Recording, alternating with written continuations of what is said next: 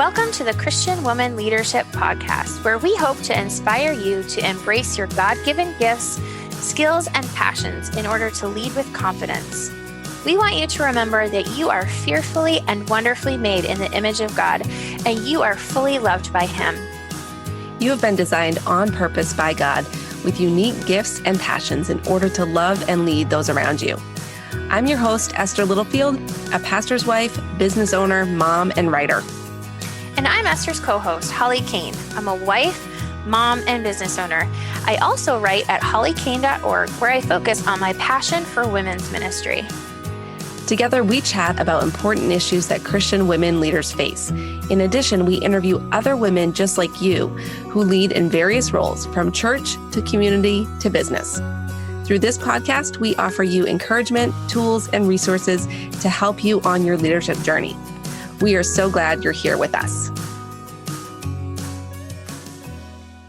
Hi, friend, and welcome to the Christian Woman Leadership Podcast. I'm your host, Esther Littlefield, and today I am excited to share with you an episode that Holly and I did with our guest, Terra Mattson. One issue that we are seeing in the world of Christian leadership today is that of integrity. We see prominent leaders who have large followings, and all of a sudden, something is revealed, and then we realize that they were not who we thought they were. And while this can seem like an issue that might not affect us, that it only affects, those people over there, the truth is that every one of us needs to make sure that we are living in integrity, that we are in alignment with the way we are living our lives and what we are saying we believe and we are preaching to those around us or teaching to those around us. So in our conversation with Terra, she shares with us why the issue of integrity gaps is so important.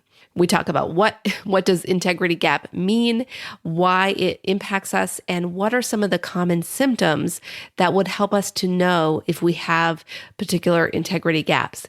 And we also talk about one symptom that might impact women more than men. In addition, we dive into the importance of having safe people, how to find a counselor if you need one, and what to do if you're sensing an integrity gap in someone else's life. Finally, we also cover why we as women must speak up, especially in settings where we might be in the minority. So I know you're going to love this conversation and get so much out of it. Holly and I felt like we could talk to Terra for much longer, but we also wanted to share this episode as soon as possible because it's a perfect follow-up to the issue of vulnerability that we talked about in episode 120. And this topic of integrity just is completely a great follow-up to that conversation. So before we dive in, I want to let you know that Terra wrote the book Shrinking the Integrity Gap along with her husband, Jeff. And that book just came out in the month of October 2020. And they are actually offering a free audiobook for anyone who purchases the physical book before October 31st. So if you head over to their website, livingwholehearted.com, you can get all the details, and it may or may not actually be the physical book. Go get all the details, check it out, buy the book, and then grab the free audiobook as well. So to get the show notes, to get the links that we talk about, all the resources that are mentioned in this episode, go to estherlittlefield.com/podcast. You can scroll down, see the latest episodes. You can also do a search on my website. Anytime you need to find an episode, you can just search for it, as well as every episode gets listed as estherlittlefield.com/episode and then the episode number. So as I'm recording this, I'm not sure exactly what episode number this is going to be, but head over to the website to get the show notes when you need them. All right, friend, thank you for being here, and let's go ahead and dive in to our conversation with Terra Mattson.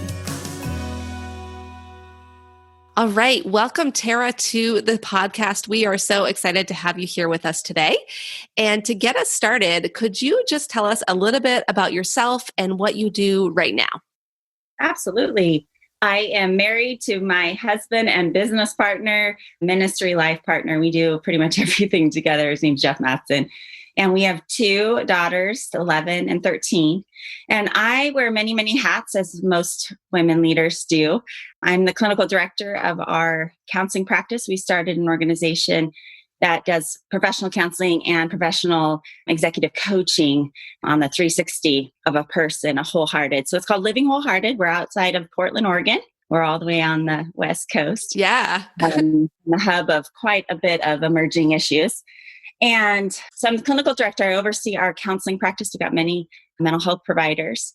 And then I also started something called Courageous Girls. And it is a mom-daughter organization. That's a global organization. We provided free curriculum that helps moms walk through every issue that their daughter needs to address at the right time in their life, from second grade all the way through high school. So I oversee that and our coaches and help equip leaders there as well. And that's just a few of our hats. So I'm going to have to look into the Courageous Girls thing. Like, Yeah. I need that. My daughter's about to turn 12, so we have all the issues. Yes. MyGreatGirls.com. It's all there. We try to just seriously everything you need so you can just start from scratch. So. Awesome. Do you have one for boys? Because I have a boy. Could I read it and maybe use some of this stuff? Oh, I love it. You know what? That is the number one question I get. And I go, well, God hasn't given us that mission quite yet. But I would say that a lot of boy moms are using the book Courageous as well as some of the curriculum, because when it comes to processing emotions and different things like that, boys need that as well. It's just the body changes, right? That's where it's more unique. I'll let his father handle that. So I would love for you to kind of walk us through your leadership journey, maybe when you realized you were a leader and how that's evolved over time. Yeah. It's interesting. I look back, I always tell people I was mute till high school, meaning I just was quiet. I observed a lot as a young girl. There's a lot of reasons. I think it's my wiring, but I also think it's just kind of the phase of life in my family of origin. And then something happened in high school where I started practicing using my voice. And it was real quick that mentors started grabbing me and putting me in positions of leadership. And so most of the time there's that imposter syndrome of like, why me? But early on, I could look back and see how God had a plan for me to be one who was leading and shepherding others. So it really started in high school, going to the point of, running for student council and captain of sports teams and things like that just were a little more natural, moving into full-time ministry. But I remember one mentor specifically who took me by the face, literally, and looked me in the eyes and says, "You love well, you need to do this at every place that you go." And it was a way of shaping the way I led that was really clear to me. So both kind of just looking at my life experience, you go, this is what I'm meant to do. And then usually when you look behind you and you see people following you, you're probably a leader. And so it didn't happen intentionally. I've never sought it out intentionally. And I'm sure a lot of women can resonate with that. It's not been an ambition of mine. It's just been something that God continues to do in my life. I love that. That is something that we hear from a lot of the women in our audience and even a lot of our guests, that it was kind of like, okay, I guess this is what you want me to do, God. Like, you kind of stuck me in this role and now I need to steward it well. I need to invest in learning and growing and really becoming a stronger leader. So I love that. And I love that you had a mentor who was so specific in your journey that helped you to see that. So it's powerful. So, Terra, one of the reasons we wanted to have you on the show is to talk about the issue of integrity. And it's something that even just in the news the past few weeks, it seems like every day we're hearing about leaders and even Christian leaders whose secret lives are exposed. And we find ourselves shocked and we find ourselves sometimes devastated by the information that a pastor or a leader, has been living a double life or has some kind of scandal, unfortunately, that is revealed. And there's a disconnect between what they were preaching on the outside, what they were teaching, what they were saying, versus how they were actually living their inner lives. So, I think that this topic of integrity is just vital and essential for us as leaders to be aware of and to be diving into. So could you just start us off by telling us how you define integrity and why you feel it's so important for us to be talking about that right now? Absolutely. Well, The heart of living wholehearted is helping leaders live with integrity. That is our little tagline. It's our mission statement. And whether you are leading the most important organization on the planet, the family, and you are a parent, you have a following, all the way to us ministry leaders, CEOs, anywhere that you're leading, you have a following, and how you lead matters. And a lot of times of what we share is that who you are is more important than actually what you do. And we have a paradigm, both in performance-based Christianity, where we think we're doing something for God. It starts to divide our lives pretty quickly, where we go do the dutiful thing, but internally our lives are a mess and we ignore it quite a bit. And so I've had the privilege in the counseling office for the last 15 years. I've been working with leaders and seeing the division, seeing how every Sunday teaching or the Bible study leader or running a nonprofit for helping sex trafficked women, all these things that we do and we love to do for Jesus, but then really battling those internal worlds. And so that confidential space has given me a chance to really see what is happening. And we've found that there's a connection that a lot of us leaders are such high performers that we get just kind of shuffled down the line with applause and way to go. And I just remember at one point in my journey, it was probably in my early 20s, I just thought, I've been leading all this time. People get to meet me and then they put me in a position, but they never really hear my story. They never really ask me about what's going on. How do I feel? Because most leaders are fine. And that is a system that is creating a division in a lot of our lives. And it's partly our fault as leaders by not slowing down and doing our work.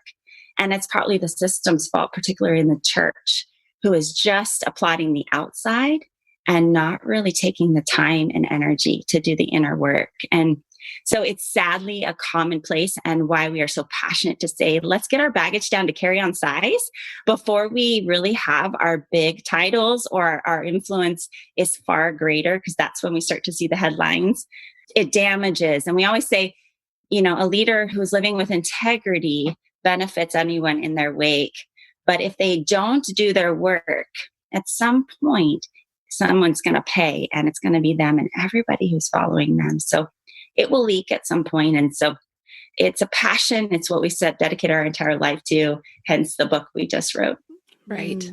Mm-hmm.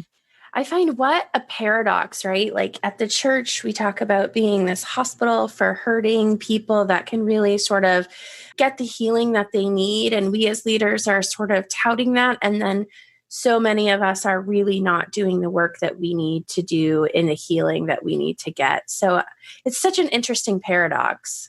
So true. And such a great point that I think, when you stop and pause, it kind of feels like a catch-22. Yeah. But at the same time, here's the paradigm that I try to sit under and we work with our leaders on is we are leading in the way we go, no matter what we're doing. And so if we think that by us being strong and okay all the time, that is telling our people something. Exactly. And if we're living a divided life, especially our children can see it, but eventually those that are following us will see it and can tell. And it's hard because we don't want to be vulnerable to the masses. I do warn against that. That is something that's very dangerous and I think very valued in our current culture of just tell everybody everything. But we do need to have, it's not wise. It's just not wise. No, it's not. But we do need to have a small circle of people who know us outside of our leadership role. I call these people, these are my people who know me as Terra, just Terra. And I can be raw and I can vent and they're not going to see me any different, nor do they need anything from me. These are the people that are loving me as me. And a lot of us leaders, we just don't have that. And so that is one of the essentials to helping build our integrity and being wholehearted is starting with those 2-3 people, but not the masses. I don't think it's wise to always just every time we're standing up to share where we currently are in the middle of our map.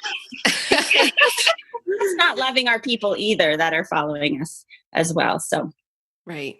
We actually just talked about that on the podcast. Episode 120 we did about vulnerability. And we talked about how leaders need to have vulnerability, but also how we shouldn't emotionally vomit over our entire leadership, circles of people. We need those safe people that we can share with. So I love that this is totally in alignment with what we just talked about. Yeah. So your book is called Shrinking the Integrity Gap, which I love, by the way. It's such a mental picture. I would love for you to explain what you mean by the phrase integrity gap. Absolutely. Well, if you could see my hands, I would be holding them apart and I'd say it's shrinking the gap between what we say on one side and how we actually live. And nobody does that perfectly but Jesus Christ. And so there's this humility and grace to know, okay, I'm in the human race and I struggle, but it is a noble pursuit to shrink that gap. And as leaders, the word calls us to a higher responsibility. We just do as shepherds. And we see that throughout the scriptures. We talk about that. And leadership is not something to be sought after because it is a hard job. And so if God's given us that mantle, it's a responsibility to really lead from the inside out, not the outside in. And so shrinking that gap is literally bringing those hands together and trying to get it's a lifestyle of looking and going, okay, what's my mantras these days that I'm teaching those that I'm leading?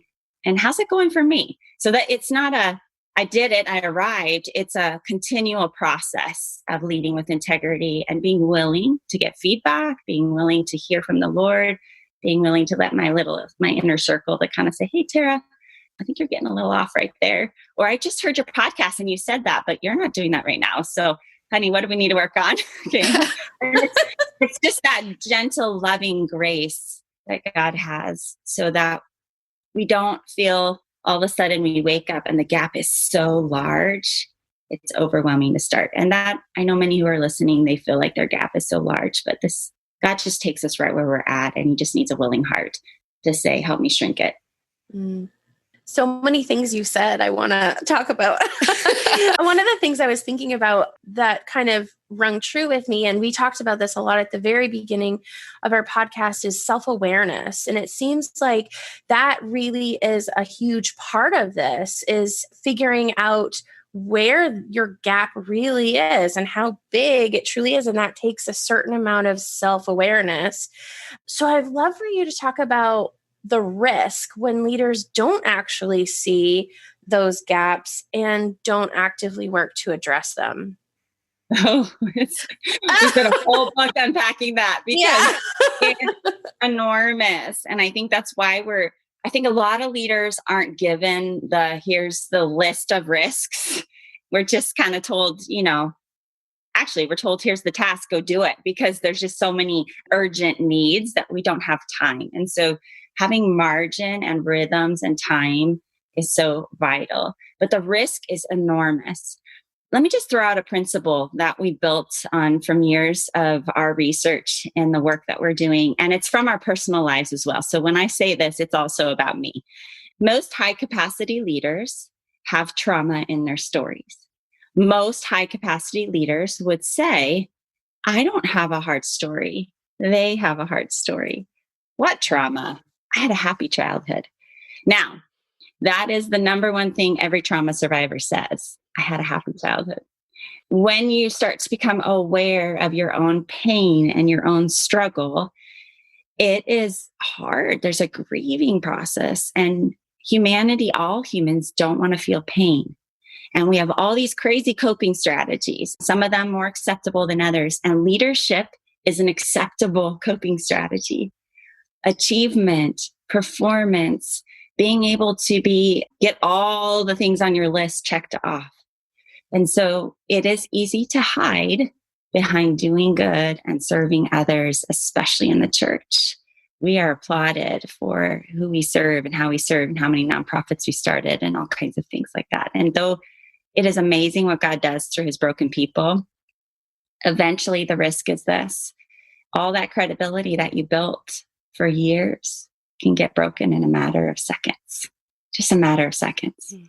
And so all this good that you did really just not only hurts you and your immediate community, but every single person that ever was touched. And I so get angry that that's the way it is, but it's the reality of being in human relationships for such a time as this. And so everybody is watching us, and more than ever before in the digital world, they're really watching us. Yeah. So, yeah. But I would say it's also God's grace when we start to become self-aware and I think there's a beautiful gift in being able to stay grounded and sober about our own humanity.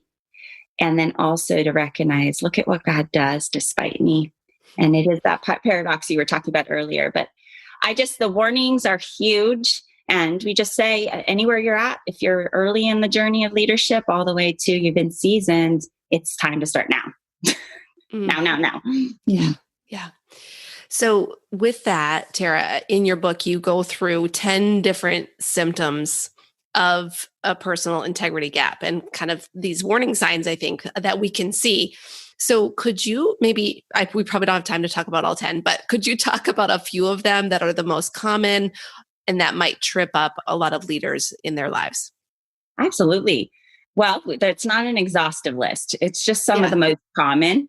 And I would say maybe let's speak to the current times, just with world pandemic, isolation. So we talk about that prior to the world pandemic. Isolation is one of the large warning signs that we see in leaders. And the larger your influence, the more isolated you get. It's kind of the nature of leadership. And so we have to work really hard and prayerfully consider, who can I trust at every level of leadership? Just even the dynamics of dual relationships, right? Let's say you're working side by side with a colleague and all of a sudden you get promoted. There's levels of confidentiality and things that you're holding from an organizational standpoint that now you can't share with your colleague that was also your best friend from college. I mean, so there's all these dynamics. So that isolation starts to build and you start to feel like, oh no, I'm alone. Who can I? And as women, I will just say, it feels even more isolating the higher level of leadership. It starts to become where more of the women who are holding this level of influence with me. That's not a statement. It's just kind of just a reality of where things are right now. So isolation, burnout is another one. We start to look at getting tasks and efficiency are the priority rather than really taking care and listening to our bodies, listening to where our own souls are, not losing sight of our first love. Those are kind of the two largest. And I'm going to throw a side one in there that we talk about narcissism. I think that leaders have a spectrum of narcissism. It's a continuum. And there are true NPDs in the leadership world within the church. And I think we need to be aware of that. We tend to promote them pretty quickly because they're charismatic and very talented and woo people, but they do a lot of damage and abuse. But we all have a little bit of the narcissistic continuum. So it's important for us to just look at it, get some feedback, keeping ourselves sober in our perspective of ourselves. For those who aren't familiar, Terra, could you just define NPD? Yeah, narcissistic personality disorder. And so we kind of throw that term around like, oh, they're narcissists. But a true NPD is somebody that is arrested at the age of 2 and they see the world. Everything is always about them. They have no empathy. And you just start to see how that takes place over time and destroys an organization and a whole system. But they draw a lot of people who are hungry for leadership. And then we find that it ends up being a really unhealthy, abusive system down the road. Yeah. Yeah. So I love talking about this because I think that these are great sort of red flags, if you will, for people, especially if they are not self-aware. They can start to see these things in themselves. Our podcast generally is geared towards women, and I'm wondering if there's a specific symptom that you think more likely affects women than men, or do you think it's pretty much equal men to women on these symptoms? Well, that's a great question. And I can't really speak from formal data, but I can speak from the survey data from the work that I do. And I work with both men and women. I love working with women. And I'll just say that my experience, my personal experience, particularly being in the church, I was on staff for a long time in a leadership role. Most of the time, it's me and a bunch of men. And my upbringing added to this is what we talk about is our stories are playing a role. But the survival chapter that my needs don't matter or my needs are a sign of weakness can be a real struggle for us women because we might see our emotions or the way God designed us as a weakness and not a contribution. And for years, I dismissed the things I was feeling or, everybody in the room is excited about something and my discernment's going way off. And I'm thinking, am I just do I not have enough faith? But dismissing ourselves and our emotions and our own needs, I think can be a little bit more common for a lot of women, just especially in the church, depending on what systems you're in. But it's hard to be in a room with a bunch of men who maybe are bent more on a cognitive level. They have feelings too, but the way God designed our female brains is that we're a little bit more integrated between our emotions and our cognitive space. It's actually a beautiful thing. But as leaders, we dismiss it a lot. And that leaks in all kinds of physical ailments, stomach aches, irritable bowel syndrome, all kinds of things that we just think is a side note, anxiety. It's actually related to dismissing our own needs and desires and taking good care of ourselves.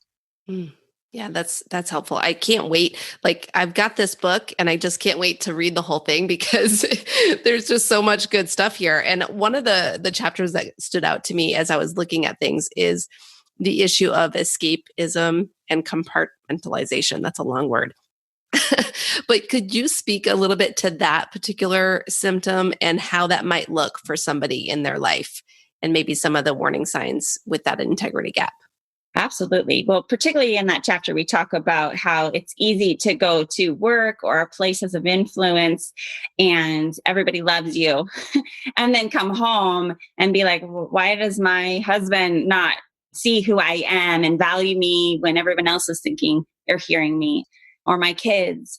And it's that disconnect of being a workaholic. Compartmentalizing and being disintegrated comes from years and years and years of practicing dismissing who we are as a person and just focusing on our tasks and finding our identity apart from who God says we are and more in what we do. So it's this performance-based drive. So we really unpack that.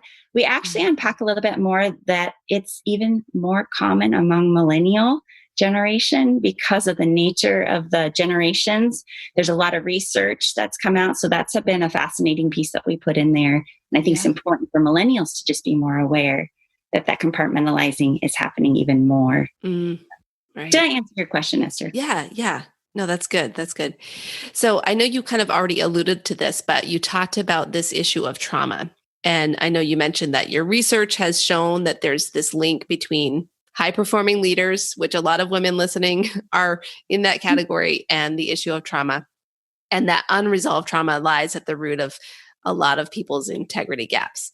So could you just expand on that a little bit and tell us, what does that look like? How can a leader know if there's unresolved trauma that might be impacting their integrity? Absolutely.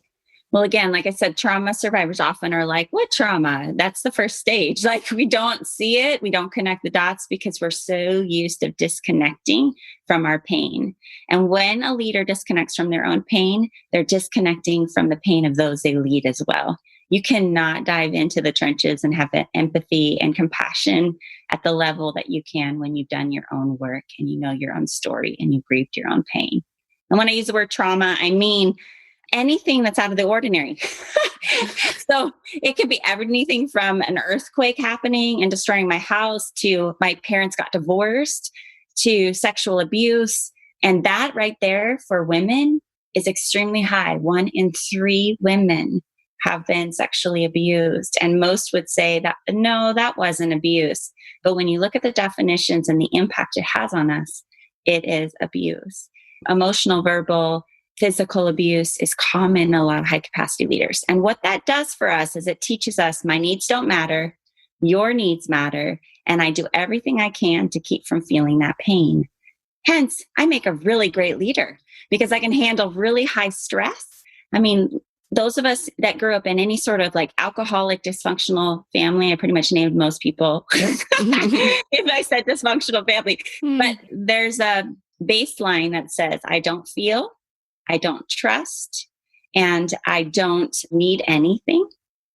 And therefore, I'm a really good caretaker of everybody in my wake. And so the trauma piece that trained us very young plays a really solid role. I think God uses it. I always think of the Israelites in Egypt and the things that they learned in their trauma served them later on. And when they were out in the wilderness, they had skill sets and things that they learned in those really difficult places of slavery. And yet there's things that God wants to redeem and say, you don't need that anymore. You don't need to keep grumbling or you don't need to keep, the trusting God is harder and harder. So we tend to take it on ourselves, be can-do people. So if we don't address this part of our earlier story, we aren't able to understand some of those things that we're struggling with today. And that sounds very counselor-like. And in the church, I get it a lot. What's the point of the past? Look at Paul. He says, press on towards the prize. I don't look back. And I go, well, that's out of context. You forgot that Paul, he grieved and processes so much of his story. He talks about his upbringing into being a Pharisee and the murderer. I mean, he is grieving a lot of different other places when he says that. It's not, it just is gone. He's given God all of who he is, and you hear it in all of his writings.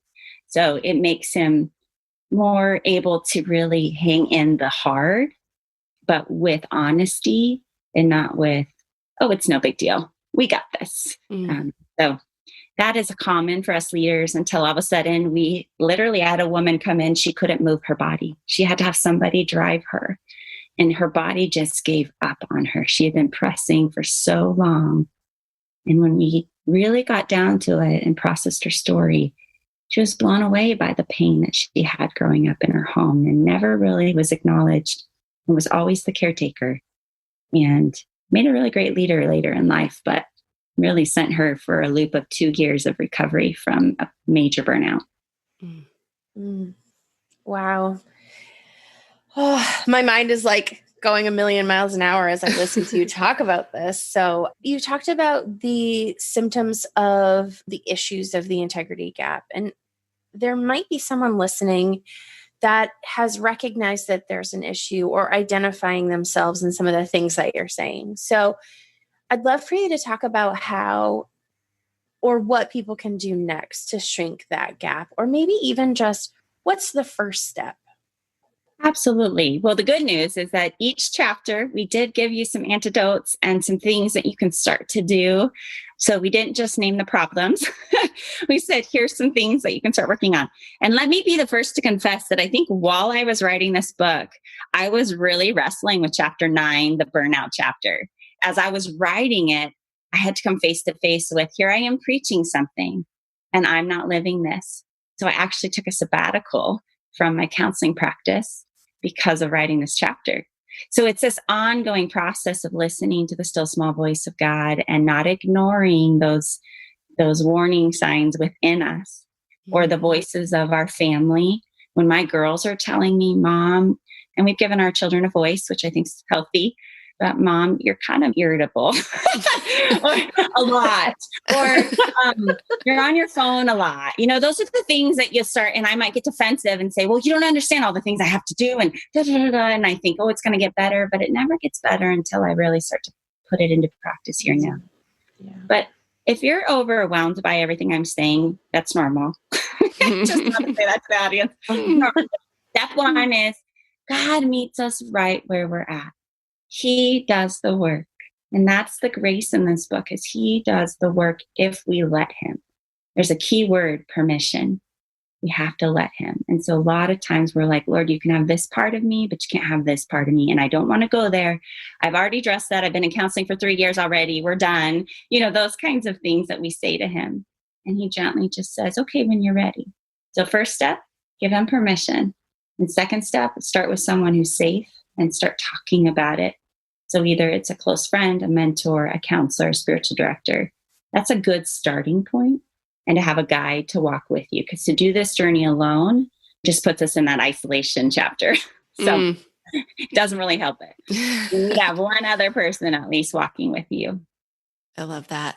So this kind of just lines right up to the next question I wanted to ask you is, you're talking about finding somebody to be open with and honest with. And again, Holly and I just talked about vulnerability on a recent episode and how that is so important to have. But so many of us struggle with doing that, with finding that safe person or people, and also actually being honest about our struggles, honest about where we're at. So why do you think this is so hard for us? And then how can we take some steps to change that?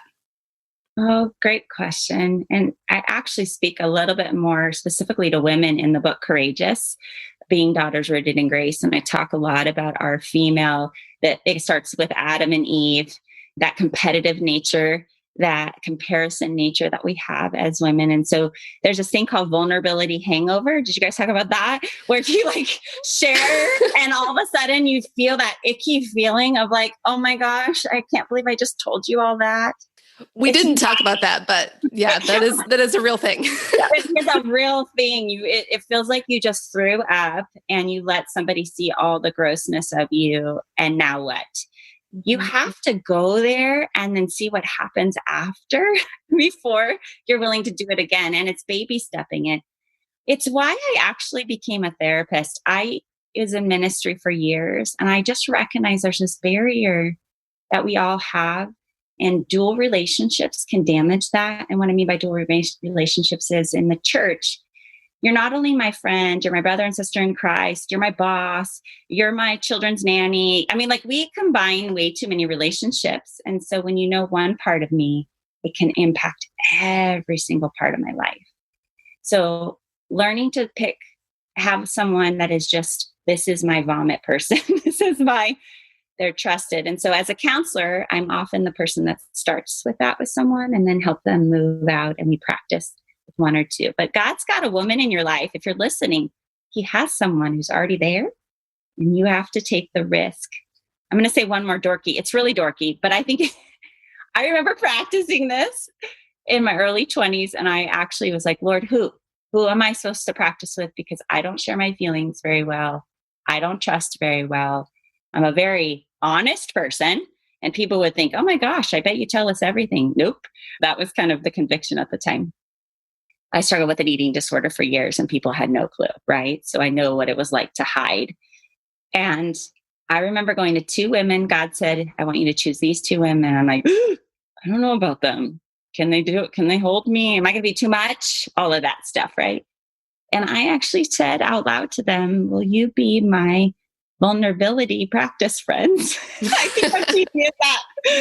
But I said it out loud, and they said yes, not knowing what that meant.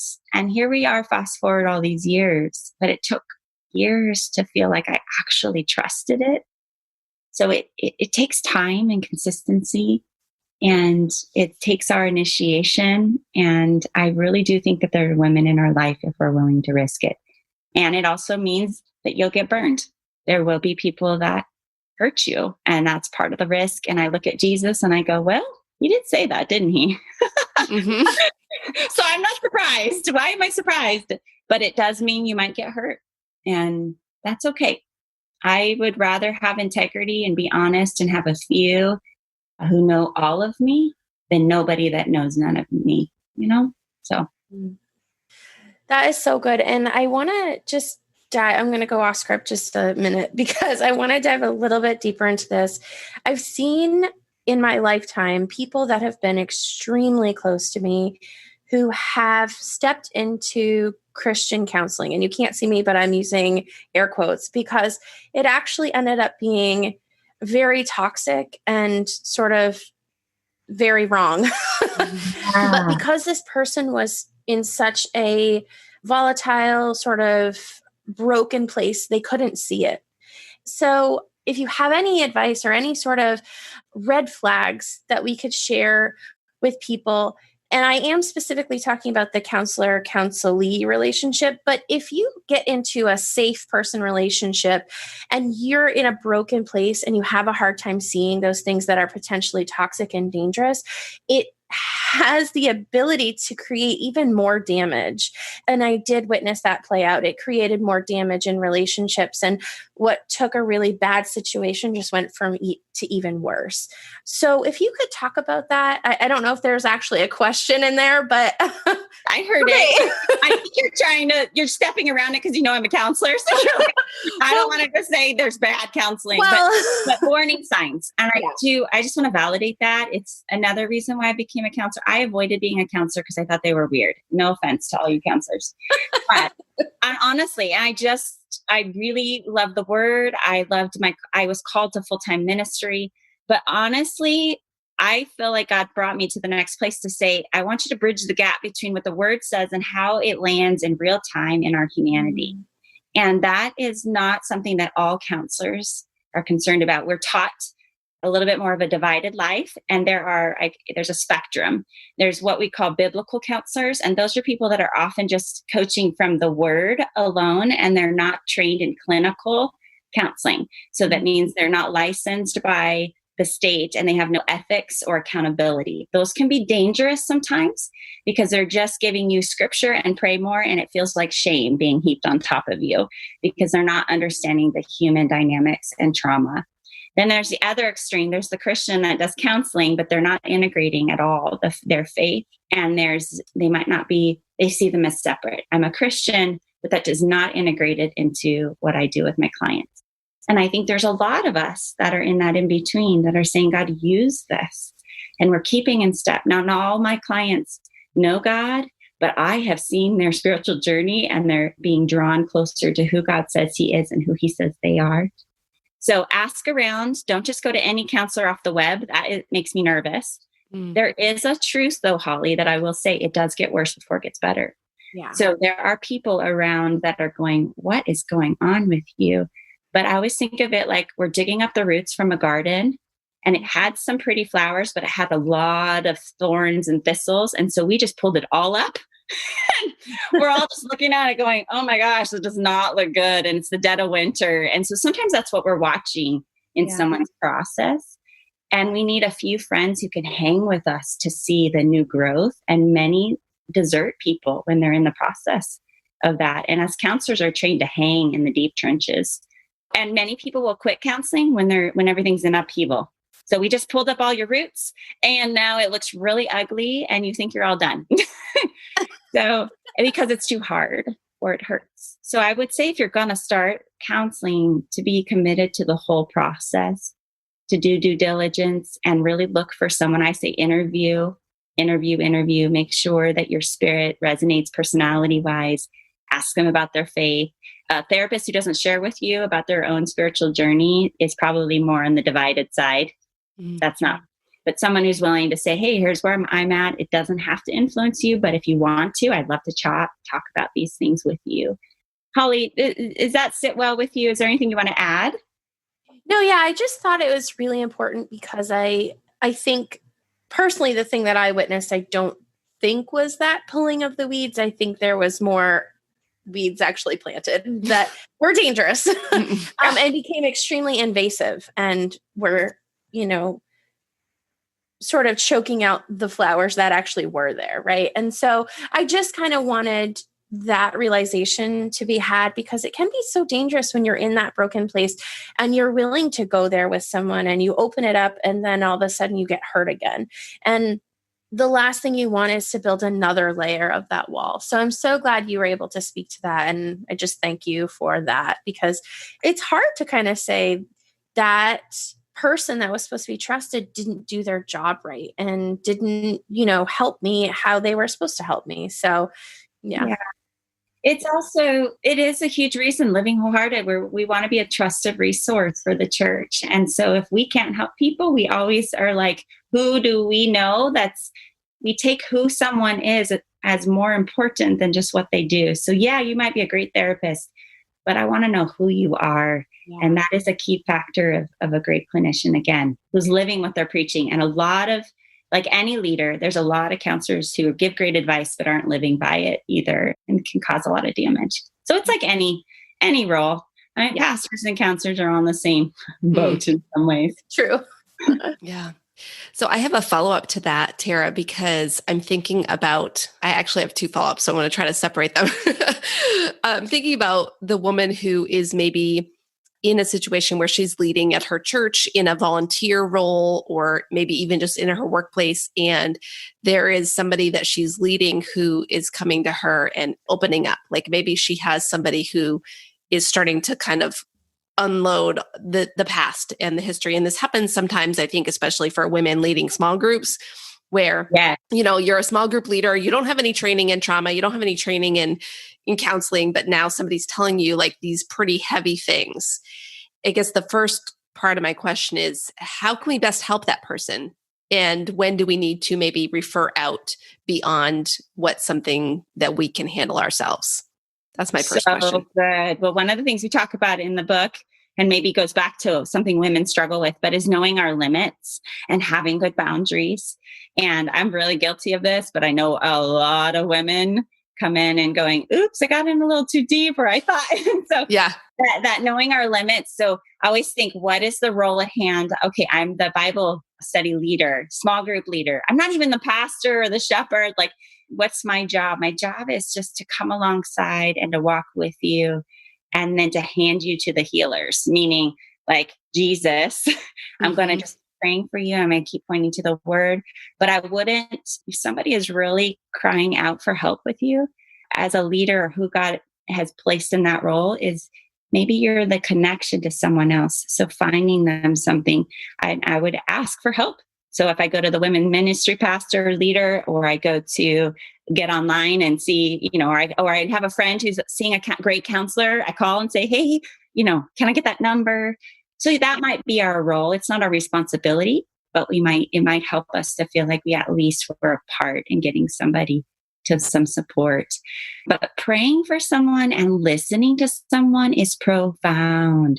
So I just want to say, like, our job is not to fix one another. Our job is to love one another. And it's such a profound paradigm shift. It seems so simple, but there is something really amazing. And if we try to fix one another, it's called codependency. It's a counseling word. I'm always like, oh, it's good conviction for me. But I'm trying to fix you. I'm trying to say, I feel better when you feel better. But what if we just both don't feel good? This is really gross and this is really messy. And I don't feel good. You don't feel good, but we know God's here. Like, that's just such a different place. And then I'm going to be like the friend who lowers you down through the roof to Jesus. And I'm going to take some extreme measures to try to get you some help. Yeah. That can be sometimes all we can do. And then trust that God's going to use that. Yeah. Yeah. I think a lot of times we take on way more responsibility than we need to, or than we should. So thank you for sharing those thoughts. Okay. So the flip side, I'm going to ask the flip side question of this is that, a lot of your book seems to be speaking to me. If I'm reading it, I'm looking at my own life and saying, where am I falling short? Where do I need to close that integrity gap, which is so important. But we might also be in a situation where someone close to us, or perhaps our own leader, somebody that we are supposed to be following, we're starting to see there's a gap there. And maybe we know them well enough to know, hey, what you're saying is not what you're actually doing. Yeah. Is this something that we should bring to someone? And if so, how? Oh, great question. Let me just say that this book goes both ways. We speak about the leaders in our life that have done harm and done well. Like, we've had both. And we come out with some really real stories, hard stories of our own life. And when we've been wounded by a leader, we have to be careful, because we will keep rewounding others by, again, guarding our hearts and being not trusting others. Like, it's a ripple effect, right? That's how the enemy uses it. So we'll now have a gap if we don't address what's going on with the leader that's impacting us. We tell a story. It's early on. I won't go into all the details. You have to read the book. But our first ministry experience, I'm in college still, and my husband was a youth pastor at a church in Seattle. And his boss, the associate pastor, ended up being a professional embezzler, ended up taking all the money. It was our first, welcome to ministry. Wow. And the whole time, I remember feeling like, I don't trust this guy. He was doing sermons on integrity, ironically. And there was all these things. Every time he would talk, there was an arrogance about him. He belittled people. There were just these things where I was like, I'm uncomfortable. And I kept internally judging myself. Tara, don't be so judgmental. Everyone else, they must have put him in leadership for a reason. Those are the things we do to dismiss. And what I've learned along the way in all trauma systems and abusive systems is it is our role to speak up if God is showing us something. Now, maybe check it out with a couple people, because we can create a divisive lie. And it could be our own story and our own pain story, and we're being triggered by somebody. We get triggered by all kinds of things, and we talk about triggers and how those play a role. But it is our place. And I look back, I don't hold responsibility for it, but I go, I wonder if I would have said something. I wonder if I would have said something. So fast forward all these years later, I now say something. I talked to a few people, and it's not my responsibility what they do with it. But in all prayerfulness and gentleness, I go knowing that I could also fall into sin if I'm not careful, as the word says. But I'm going to gently go and talk to somebody who's a safe person who can maybe validate. A lot of times churches will dismiss our concerns, and that is a big red flag. And what happens is, several women say, I'm uncomfortable around this man. I'm not sure and people are like, oh, he's wonderful. And then we find out later he's been sleeping with the whole staff. It's those kinds of things. Yeah. It sounds extreme, but it's the stories again and again and again. So listening to those things, praying. And I always ask people to prayerfully consider, Lord, am I supposed to be a part of the change in this system? Or am I being released? Because sometimes we're not a part of the shift, and it's time for us to get out if it feels that unsafe and to not be in that toxic system, especially if you spoke up a couple times and things aren't being addressed. Okay, Esther, what does that bring up for you? Because that was a lot. Yeah, I think that I agree. I think it is important to speak up. Do you think that there's times where we need to go directly to the person? Or do you think that first we need to, like you kind of mentioned, talking to a safe person to check to make sure that this isn't something like a story you're making up in your head kind of thing? Or do we go to the person that we have a concern about? Wow, I would love it if you could go to that person, but I would just say realistically that doesn't happen because a lot of us, there's a lot of reasons, right? Yeah. Dual relationships and the impact and not wanting to be the one who's giving false accusations. If it's small, go to the person and give them a chance. And I would say it like this, I just been noticing, maybe we're leading Bible study, and I've just been noticing that during Bible study, you're spending a lot of time talking about the struggles in your marriage instead of about the study. Can you tell me a little bit about that? What's going on? And giving them a chance to give you some context, and then maybe be able to say, maybe there needs to be a shift. There's a lot going on right now. Maybe you need to get a break. Things like that might be more direct. But if I've got a narcissistic leader in place, going to them directly is not going to help. Actually, you're going to feel defeated after. So that would be where you need to probably ask one or two other people. Okay. Are you sensing this too? And then if that's the case, definitely need to kind of go up the Matthew 18 process. Yeah. All right. Thank you. So that just brings me, my mind kind of runs wild with that because it's such a risk to say anything, right? Like it feels like such a risk. We hear stories recently of sort of a prominent Christian leader who was doing things all along that people in leadership knew about. Yeah. And then finally it came to light. And, these abuses that were happened over a span of time and affected so many people over this broad area. And I guess it seems really baffling to me that there were people in leadership that didn't say anything. And I don't know. I feel as though this sort of mama bear thing comes out in me that I want to protect these people. And so I guess I'm just wondering where you see that disconnect of those people who aren't willing to rock the boat in favor of sort of protecting people in the future, right? You've seen the things that have happened in the past. It's not going to stop unless something drastic happens. And I feel like those are the times that God calls you to be a change maker for the future so that it doesn't happen again. I don't know. Amen, sister. Yeah. Because here's the deal. Sometimes I'm a grace person. Like I have a capacity for hard and honesty. You tell me anything and it doesn't change my perspective of you. And I think that's but it might change the consequences as a parent, right? Like there are costs for our behaviors, but it doesn't mean your identity and who you are changes. And in the church, we've combined the two. What I do is who I am. And nobody's saying that, but that is the premise as we climb the ladder. And so if you say that I do those things, what? Versus making it safe to say, I'm struggling early on. That's what we're calling for in a greater church reform, to say, we have got to create systems from down at the bottom of the spectrum all the way to the top, to say, when I am struggling or somebody is struggling with me, that I can be honest about that and have a process to heal. Not just hide, hold it gets better.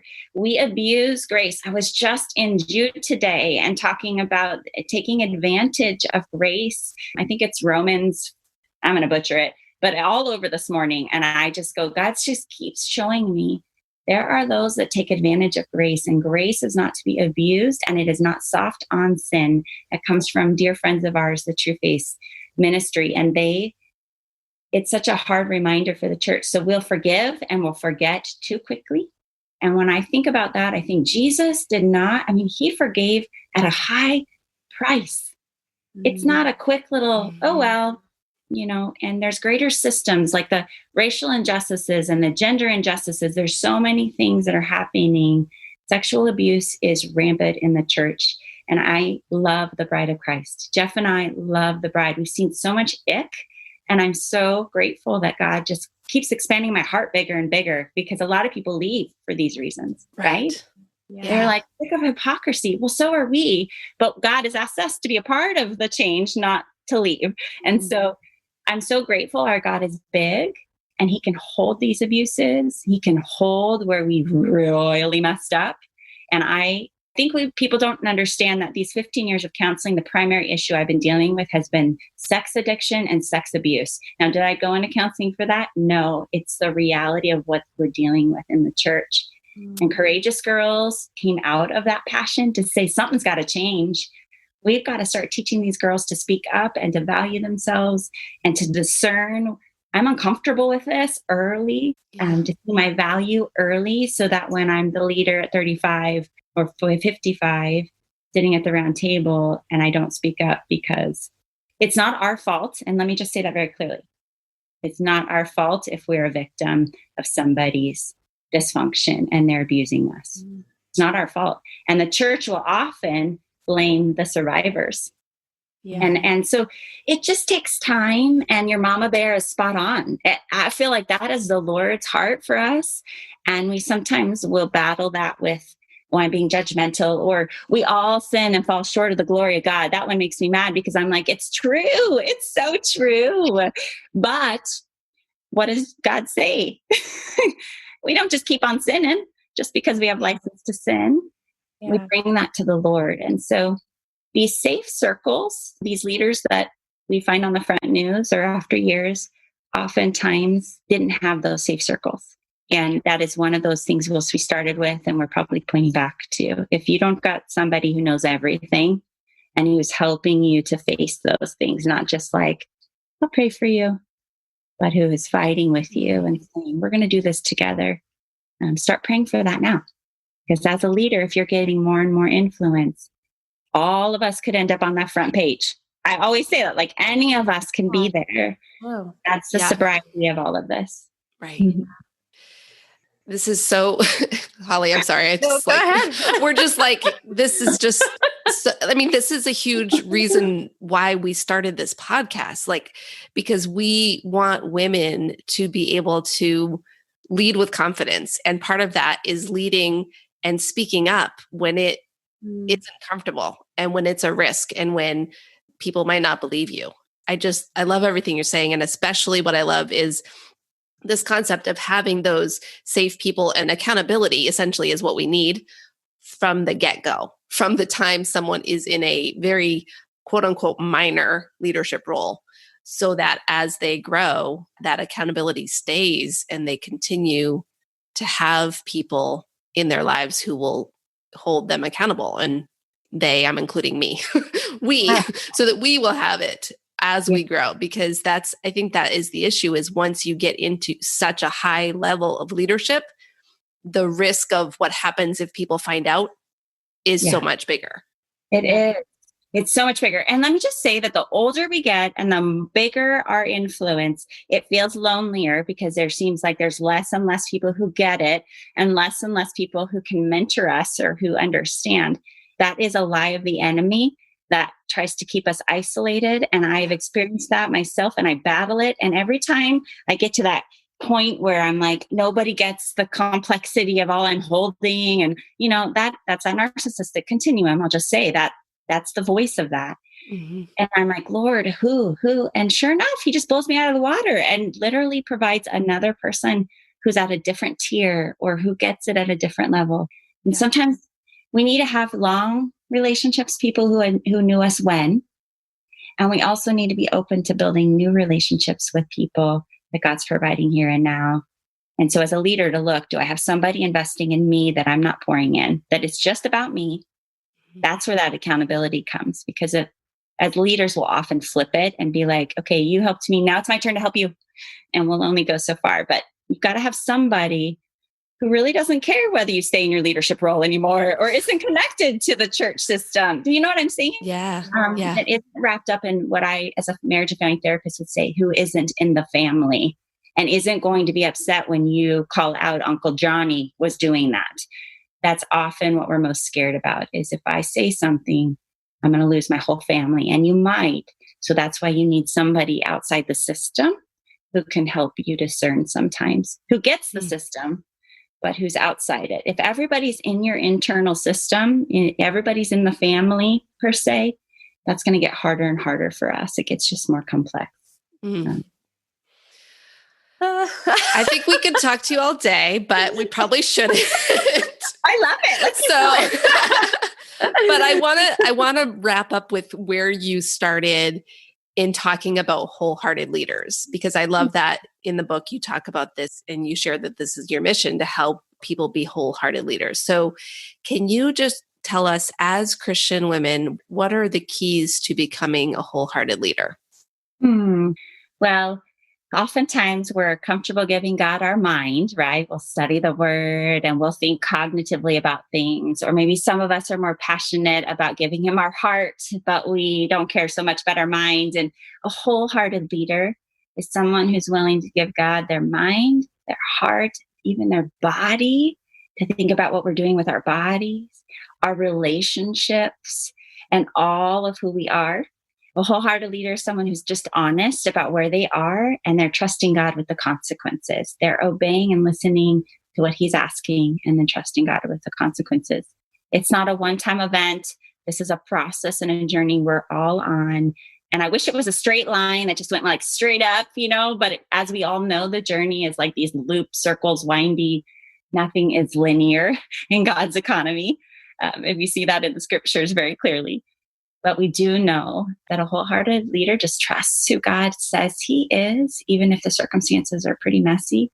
And he trusts who God says she is, even when the circumstances are pretty messy. And that just takes a lot of being able to clean out, knows our story.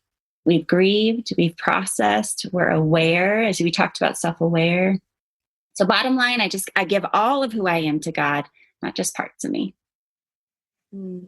I love that. I love that picture of being very intentional with those different pieces and figuring out how you're kind of bent and where your sort of blind spot is, and really working to give God those pieces that are more difficult for you to give. So I love that. So we here at the podcast believe that leaders are learners, and truth be told, we're probably learning junkies. We read all the books. We take all of the quizzes. We listen to all the podcasts. So I would love it if you would tell us one thing you've been learning lately. So that's one part of the question. But then the other part of the question, in the book, you talk about the core values index. And when I read that, I was like, yes, another quiz I can take. Esther has done this to me. I wasn't like this before, but she has really sparked the appetite for those things. So I'd love for you to tell me what you're learning, but then if you could also kind of speak about the core values index and kind of tell us a little bit about that, I would so appreciate that. So I know it's twofold, but it is. And I'll just say, I am a learning junkie too. I think that's one of the things that I think the three of us are just resonating with. But I'm learning so much right now. I am growing. I tell my friends, I'm going from being, I hope this gets heard the way I mean it, I preface it with that. So I'm going from being a big fish in a small pond to a small little fish in an ocean, becoming a new author, bringing our message from our small wake that God has trusted us with to now the masses. I'm learning how to do that. And I'm doing it awkwardly. So I just would say I'm learning and God is showing me. And I'm so grateful and honored and humbled by this journey that God wants to take this message farther than we ever imagined. And that's pretty powerful. So I'm learning in that. I would say core values index. You can get me talking a lot about it. We didn't spend the book on that. It probably is a whole book in itself, but I am a junkie when it comes to assessments as well. I've taken over and been trained in over 21. And all the ones that you guys could name out there, I've been a part of the fads over the years in the church and in the counseling world. And I never jump on any fads. I'll just say that. That's my personality. I just kind of watch them and experience them. But when the core values index came, it was the first assessment that actually clarified some things for me in a matter of seconds. Every assessment says it's the most reliable. But right. I will actually say from the data, core values index is actually 97% reliable, meaning if you take it every 5 years from the age of 5 till 55, it's not going to change very much. Where a lot of our assessments are based on our circumstances. And the highest next to it is the DISC at 80%. So all that to say, I love that. Merchant Innovator. We have some podcasts on our Living Wholehearted podcast if you want to explore it and listen to it. But what I love is it's the most useful assessment in all our relationships. It translates really fast. So from our organizations to our families and our marriages to our friendships. And you don't have to have anybody take it to be able to have it change and bring empathy and admiration for the rest of the body of Christ. It's not a Christian tool. It was based in organizational world, but we see God's fingerprint all over it and have just been grateful to be part of using it. And I would say a lot of people, when they use it, they resonate as well. I know the Enneagram is like amazing right now, but it's a different tool. It's a spiritual formation tool. And I think it needs to stay in spiritual formation. And it's been being used in a wide variety of ways that it wasn't intended for. And as a clinician, I'm always thinking, and I would say as a scholar of the Bible, you can't just take the scripture, a scripture out. You have to use it for its intent. And that's what I would say about the Enneagram. It's a beautiful tool, but it was meant for spiritual formation and your walk with God and understanding your formation, where CVI kind of can cross-contaminate into all of your worlds. And it's just quicker to take on. So you can get the assessment and at livingwholehearted.com and be able to, in a matter of minutes, know your wiring. And you don't have to spend 2 years trying to figure it out. That will resonate with a lot of our listeners because yes, we do talk about the Enneagram, but a lot of people get frustrated because it takes time. Yeah. So we like, some people like instant results. So that's good. Awesome. Yeah, that would be Holly. So Terra, I want to know. I don't want to question. I have enough questioning in my head. I want definitive. So the mystics out there who love the pondering and slow, the Enneagram is sweet. Yeah. But I totally get that. Oh, so Terra, thank you so much for everything you've shared. We really have enjoyed it. And we're just going to recommend that people pick up your book, The Integrity Gap, Shrinking the Integrity Gap.